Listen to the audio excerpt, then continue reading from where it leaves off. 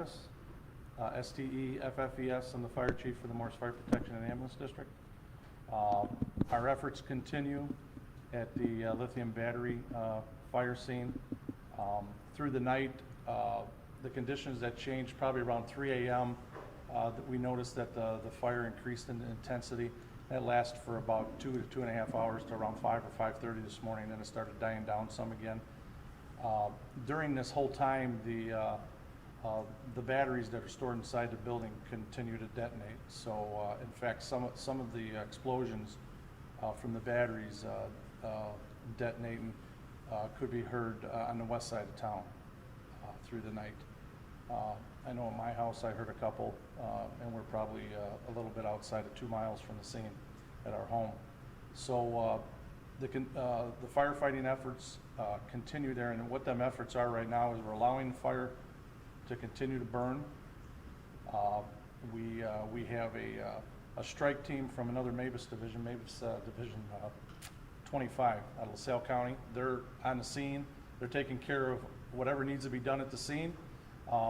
Our fire crews from Morris are running their daily routines. We're answering all of our normal daily calls with our staffing, so we don't have to worry about outside agencies knowing addresses and stuff. So I want the citizens of Morris to know that their town's protected just like any other day with our people, our equipment, and they know where they're going. And we're using the out-of-town agencies to work the fire scene. We have incident command still set up over at the fire scene. We're using the Emergency Operations Center over at the Grundy County Administration Center. We continue to do air quality sampling. It's being done through the National Guard. Them samplings are coming back favorable this morning for us. That's the most I'll go into. It's favorable. We haven't went backwards, so that's good. But a lot of things are going to dictate what the next sampling period would be. Conditions change with the fire activity, weather events. So there's a lot of things that can affect that.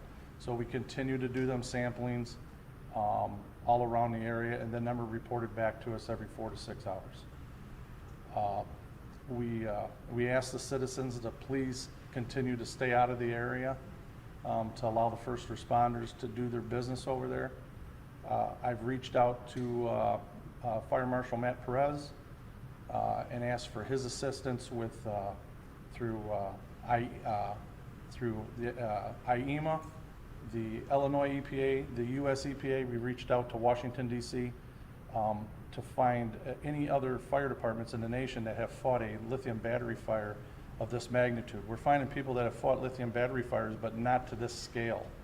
So we're asking for assistance and insights so we can extinguish this fire. We know this: if the fire goes out, a lot of our problems go away right now of how we're responding. So I've reached out to some trusted friends in the fire service that have stood by me many decades and fought fires, and we're going to, in fact, some of them are en route here as we speak, and when I leave here I'm going to meet with them. We're going to come up with a strategy this afternoon to see what we can do to smother this fire.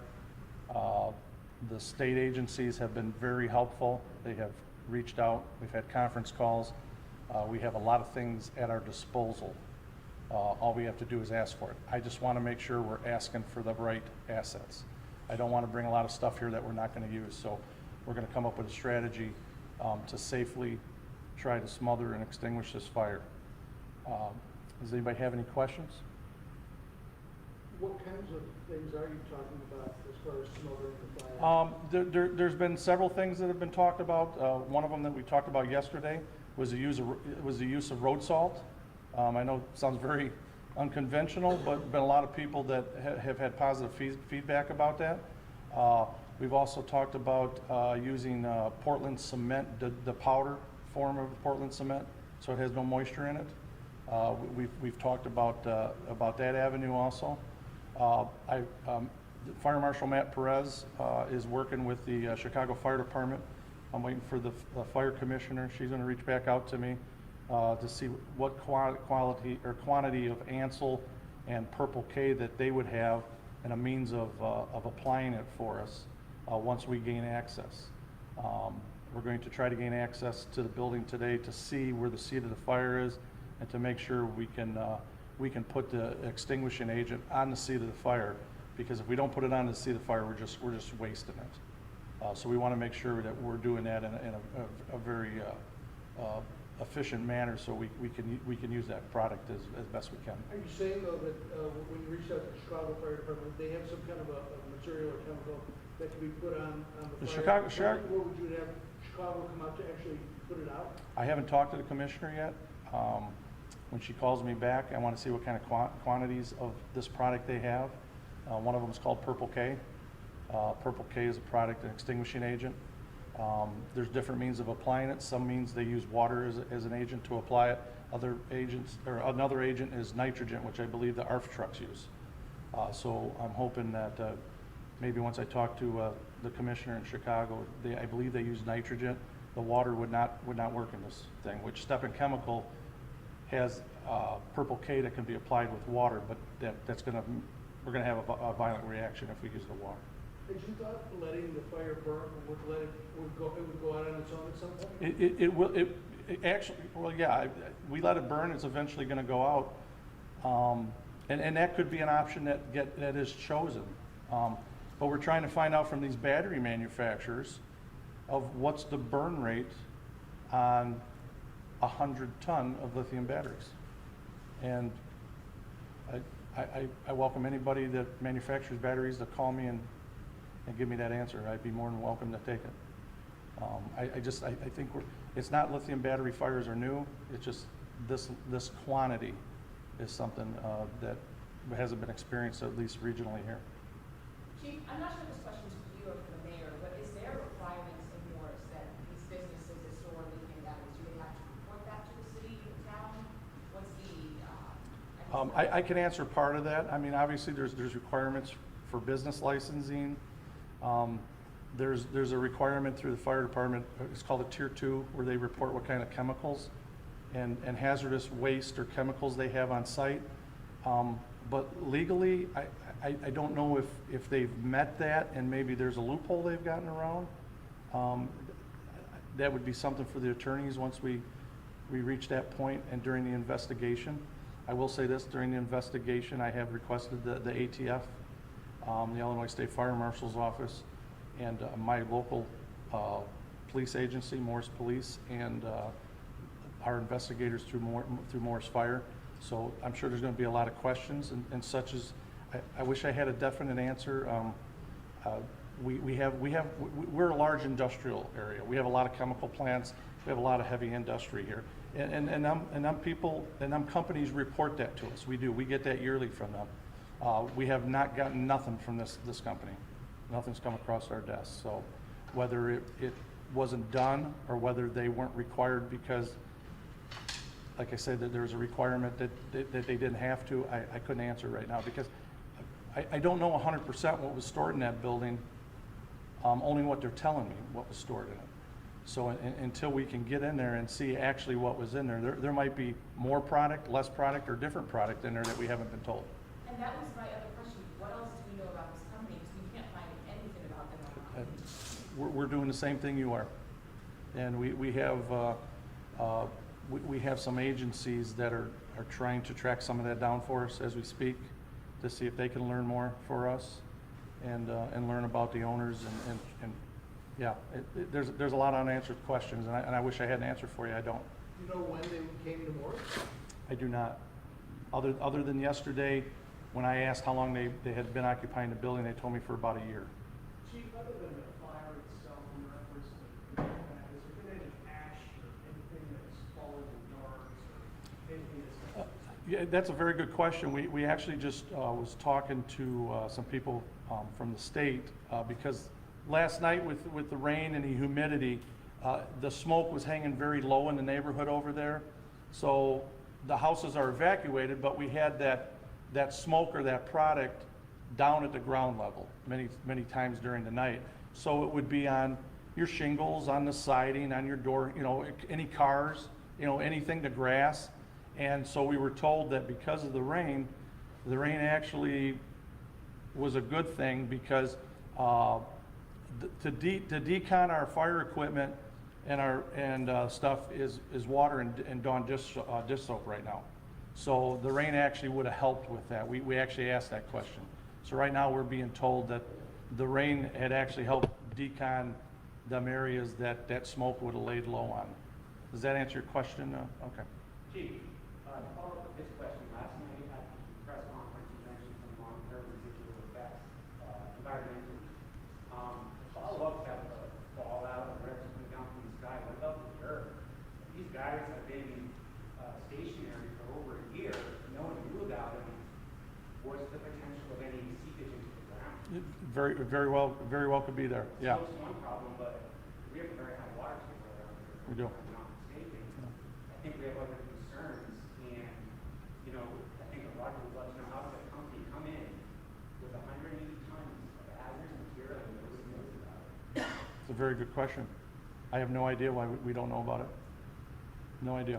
What are the long-term environmental effects? That would have to be a question for someone that's either a chemical engineer or an environmentalist.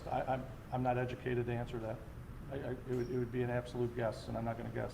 How close have your people gotten to see anything inside, or have you been able to see anything? Yesterday, we did have one interior crew start an attack in that fire, and the conditions, the smoke conditions, was zero visibility.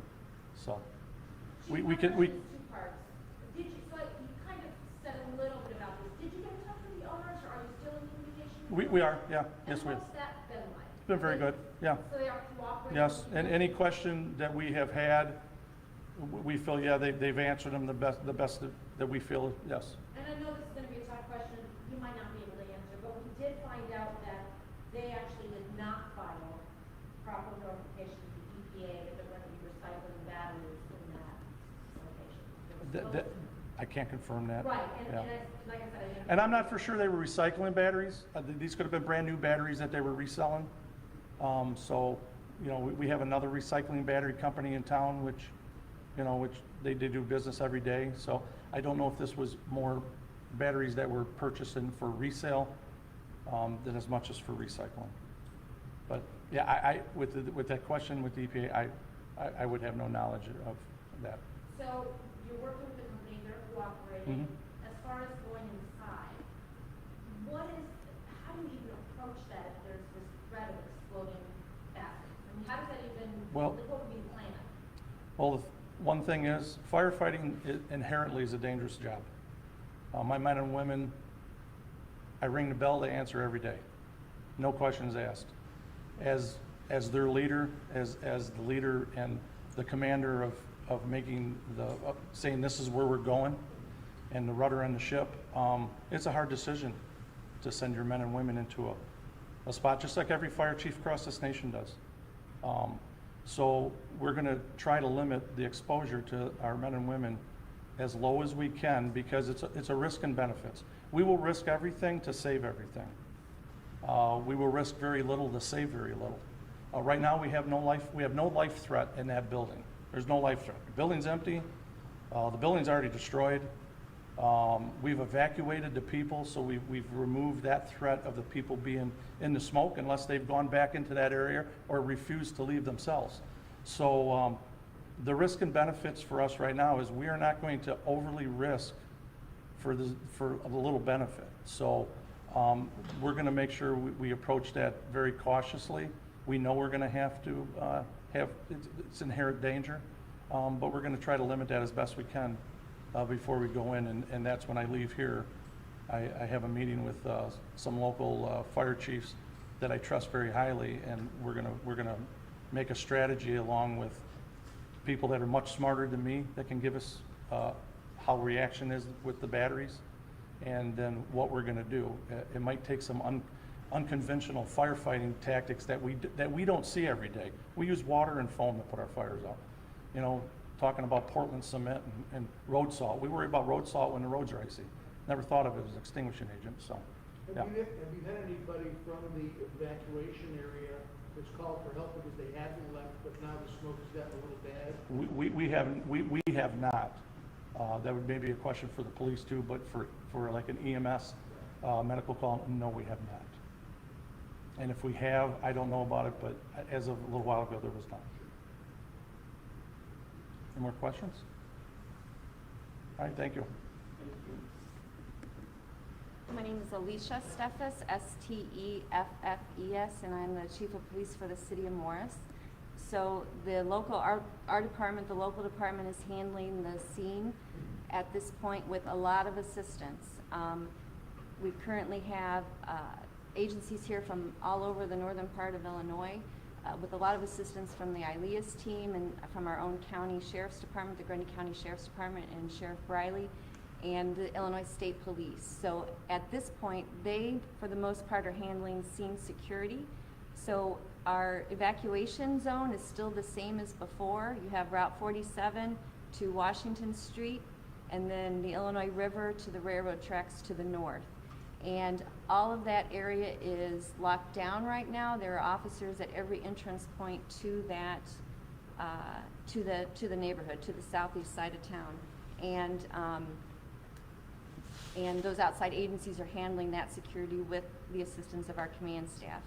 Like the fire chief said, our local officers are on the street handling calls as they always do. So we still have the same amount of officers on the street handling the normal Morris police activity. And like he said, we like our local guys to stay on the street because they know the streets and the people, and they can respond to those calls much easier than an out-of-town officer.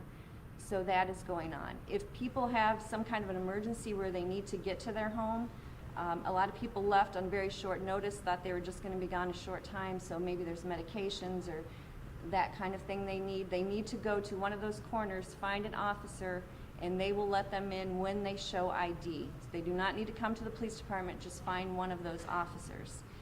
Our dispatch center, our police department, our radio station, they're all getting inundated with calls with questions that are not emergency. So we need those. If you have a question about where to go, how to find resources, where the shelters are, how long this is going to last, how to donate food, anything like that, you need to call the hotline that's been set up. So please get this number, 815-941-3408, and that is on our Facebook page, on the WCSJ Facebook page if you need to find it later. Excuse me, if you need to find it later. Like we said last night, there's a lot of misinformation in the Facebook world right now. Stick to your trusted news agencies. All the Chicago agencies are here. Our own local WCSJ, the Morris Police Department Facebook page, the fire department, the sheriff's department. That's where you can trust your information. Right now, the evacuation is set to go till 9 p.m. tonight. It's Wednesday. 9 p.m. tonight is what we are planning on, but that could change. We want to be realistic and get you prepared for the fact that could change. When it does, or if let's say we're able to do it early, WCSJ is where we would go first to get it out locally, and then of course have a press conference, so that would go from there. So watch those news agencies, and please call that hotline number instead of dispatch for non-emergency issues. We've gotten calls about the air monitoring people. I don't think that's the technical term, but they're the ones checking our air quality. They have equipment that looks much like a camera on a tripod or a survey equipment. I know they've been in Chapin Park at Morris High School. People have called us, I think to make sure they're not terrorists for one or something, but also they leave them there. They may not have a person with them, but those are okay. Please don't bother them. Those are what's monitoring the air. You don't need to call us and tell us that they're there. They're okay. So let them be. The people manning them, I believe, all have yellow vests on. So that would be connected with them. You will see them throughout the area. Again, we have so many people to thank, and we'll do that more formally in the future. But the residents on the east side have been extremely cordial, cooperative. Couldn't ask for more in that way. We believe we have, I may have said 3,000 people evacuated at this point. On the investigation side, so the local police, our investigations department headed by Deputy Chief Paul Burke, is working with the investigators from the fire department. Our role at this point is more just a support role as they call in the state and federal agencies to do what they do, because this is obviously an issue much bigger than what we handle here. So that is underway, and we are working with them. Any questions? 3,000 people or 3,000 homes? People. Chief, Chief, I know it's a hard question to answer. If you put a likelihood on that evacuation route being lifted as planned at 9 p.m., could you put a No, I would hate to speculate. I believe that's next on the list of things to discuss, and we will definitely get that out as soon as we know something. How many outside officers would you say are in it, and likewise, how many outside fire crews have been in as well? Deputy Chief Chad Skelton is overseeing our operations, and I would say right now we probably have 15 to 20 officers from outside agencies. Right now with 24 hours a day. Yes, 24 hours a day. As of 3 p.m. this afternoon, ILEAS will be taking over that kind of operations to secure that evacuation zone. So they will be a huge assistance for us in taking that over at 3 p.m. Who's that? ILEAS, the Illinois Law Enforcement Alarm System. Thank you. Illinois Law Enforcement Alarm System, and it's kind of like the fire department has the MABUS divisions. That's what I'm going to equate it to make it easy for now. So they're bringing in, they make all the phone calls, bring all these trained officers in to help in a situation like this. Our department of 25 officers right now are, be a little overwhelmed. So we And appreciate the that. question on the fire departments is, we call in it's called a strike team from one of the MABUS divisions. Like last night, we had a strike team from MABUS Division 19. MABUS Division 19 general area, Lockport, Palos, that general area. They had a chief officer, an ambulance, an aerial device, a truck company, and 2 engine companies. And then they manned that for us last night from 9 a.m. till 6 a.m. At 6 a.m. this morning, we have the statewide center for making these notifications. It's called Red Centers in Wheeling. It's the MABUS headquarters. They also set up Division 25 for us this morning. It came here at 6 o'clock. And Division 25 is from the LaSalle County area. So Peru, Oglesby, such as that. And then tonight at 6 o'clock, I have another strike team of 2 engines, an aerial device, a chief officer, and an ambulance for the fire scene. They'll be here at 6 tonight. I believe it's MABUS 23. I can't remember where 23 is from. And what's nice about the Red Center in Wheeling is I don't have to go out and handpick them people. I make one call the Red Center. They tell us, I tell them what I need, and they make that fulfillment for us. And then I have a liaison from a MABUS liaison chief, and I make that request through them. And it's a very good system. It's one of the premier systems across the nation of how we organize our firefighters.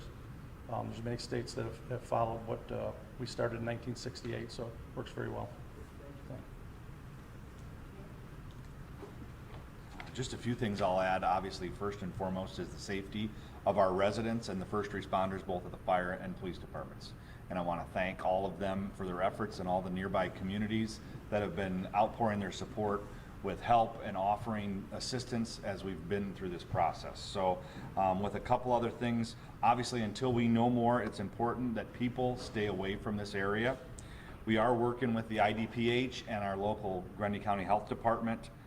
If you were in the area for a prolonged period of time and you have any respiratory effects, please leave the area and go see your doctor. Don't run to the emergency room.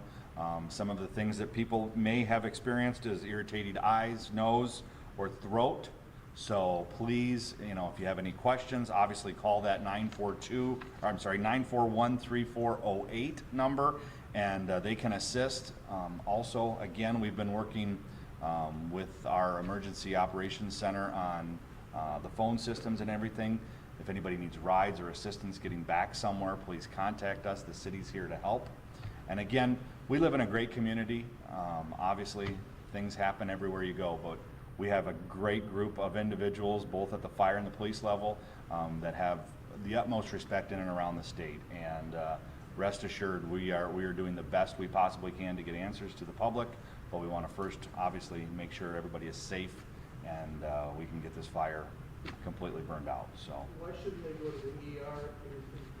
Would be like overwhelmed? we just don't want to overwhelm them. And not that we've had any issues yet, but we're just trying to get ahead of things as we speak. So call your doctor, and hopefully we'll have some more information, possibly with some of the monitoring that's been taking place with the EPA this afternoon or this evening, and maybe some more information from the health department as well. We're hoping maybe the next ones. And Mr. Mayor, I want to turn sort of to the investigation portion of all of this. Sure. Where do we stand with that? I know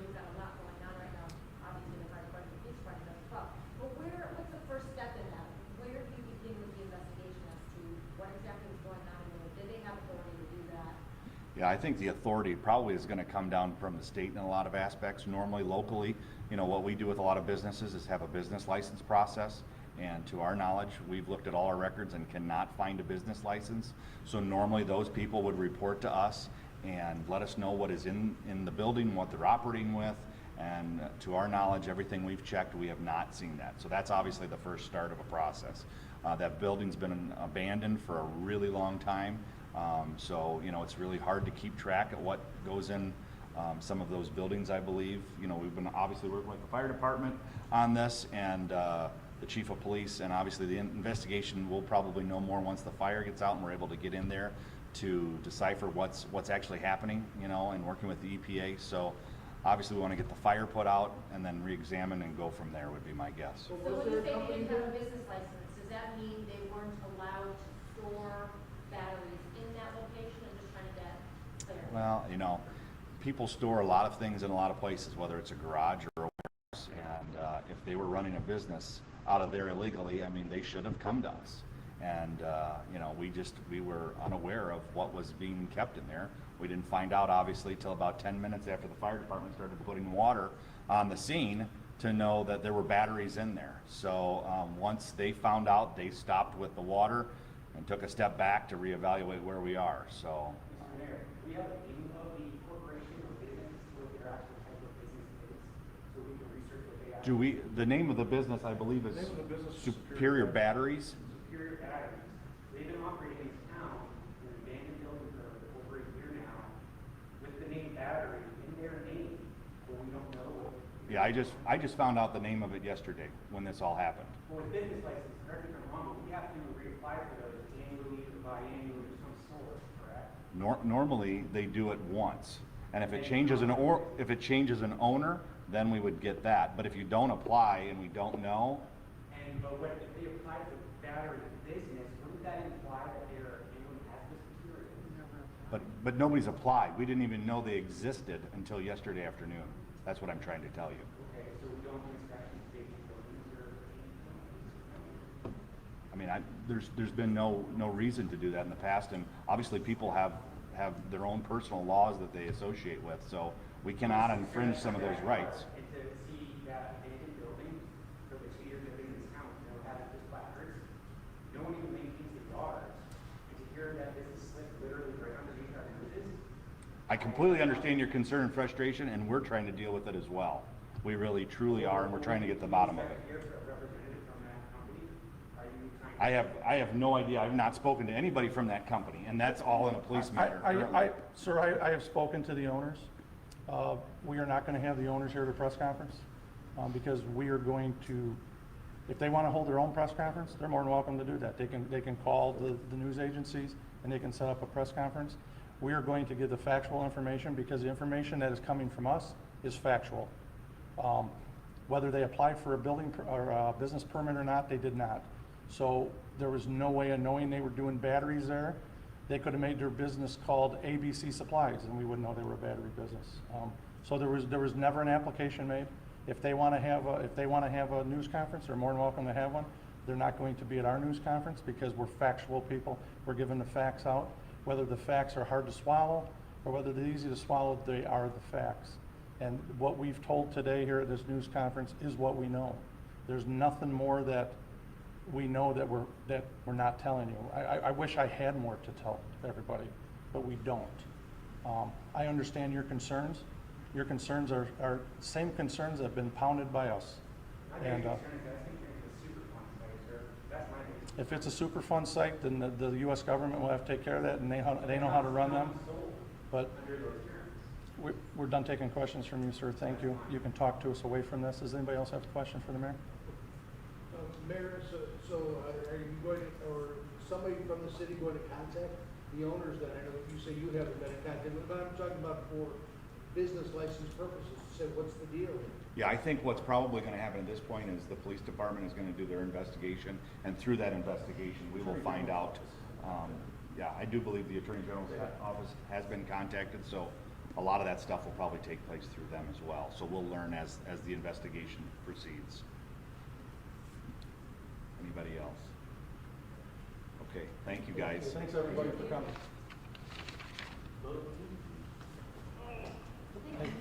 Somebody's got their phone up here. Okay. I was gonna make a phone call. That was my backup recording. Okay. I just like to have a backup. Thank you. I could see you getting down the road and wondering where your phone is. Thank you for coming, everybody. Thank you for everything.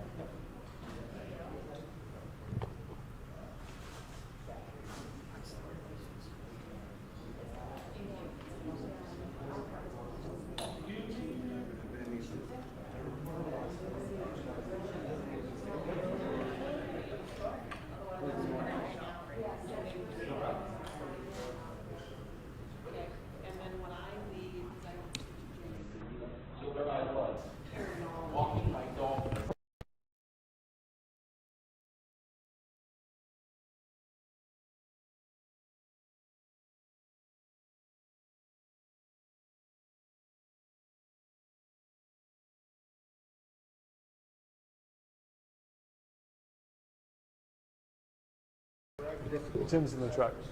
I'm gonna get I'll do the live shot.